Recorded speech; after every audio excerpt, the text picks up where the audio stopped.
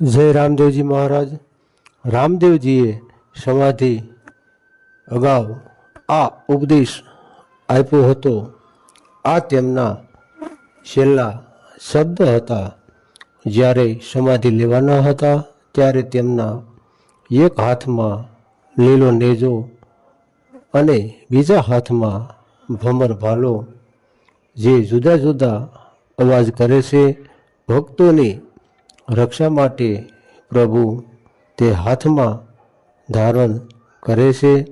તેમને તમામ સંબંધી મિત્રો, અનુયાયીઓને, ભક્તોને આ 24 દિવ્ય ફરમાન આપ્યા હતા. પહેલા ફરમાનમાં તેઓ કહે છે કે પાપથી કાયમ દૂર રહેવું, ધર્મમાં આપવું નિજ ધ્યાન, જીવ માત્ર પર દયા રાખવી અને ભૂખ્યાને દેવું અન્નદાન. બીજા ફરમાનમાં ગુરુ શરણમાં પાપને પ્રકાશો, પરમાર્થ કાજે રહેવું તૈયાર, આ જુદ જીવવું જાણી લેજો, કરવો સાર અસારનો વિચાર. ત્રીજા ફરમાનમાં કહે છે કે વાદ વિવાદ કે નિંદા ચેષ્ટા કરવી શોભે નહીં, આ ગતના ગોઠીને આવતા વાયકને હેતે વધાવવું, આ નિજ અંતર ઢંઢોળીને. ચોથા ફરમાનમાં કહે છે ગુરુપદની સેવા પ્રથમ પદ જાણો, મળે જ્ઞાન સારને ધાર, ધણી ઉપર ધારણા રાખો તો ઉપજે આ ભક્તિ તણી લાર. પાંચમા ફરમાનમાં કહે છે તનથી ઉજળા મનથી મેલા, આ ધરે આ ભગવો વેશ, તે જન તમે જાણો નુગરા કે જેને મુખડે નૂર નહીં લવલેશ. છઠ્ઠા ફરમાનમાં કહે છે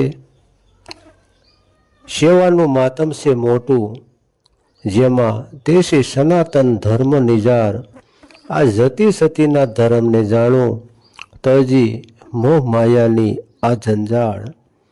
સાતમા ફરમાનમાં કહે છે કે વસન વિવેકી જે હોય નર નારી, નેકી ટેકીને વળી વ્રતધારી, તે સૌસે સેવક અમારા, જે હોય સત્ય અને સદાચારી. આઠમા ફરમાનમાં કહે છે માતા પિતા ગુરુ સેવા કરવી, કરવો મહેમાનોનો સત્કાર, સૌ ધર્મનો પહેલા વિચાર કરવો, પછી આદરવો આસાર. નવમા ફરમાનમાં કહે છે પ્રથમ પરોઢીએ વહેલા ઉઠવું, પવિત્ર થઈ લેવું ધણીનું નામ, એકમ ના થઈ અલખને આરાધવા, પછી કરવા કામ તમામ. દસમા ફરમાનમાં કહે છે કે એક આસને અજંપાના જાપ જપવા, અંતકણ રાખવું નિષ્કામ, દસ ઇન્દ્રિયોનું દમન કરશો ત્યારે ઓળખાશે આ આત્મા રામ. તો આ હતા તેમના 10 ફરમાન. આગળના ફરમાન બીજા વિડીયોના માધ્યમથી સાંભળશું. જય રામદેવજી મહારાજ, જય અલખ ધણી, જય રામદેવજી મહારાજ, જય ગુરુ મહારાજ. સર્વને મનોરથ પૂર્ણ કરે.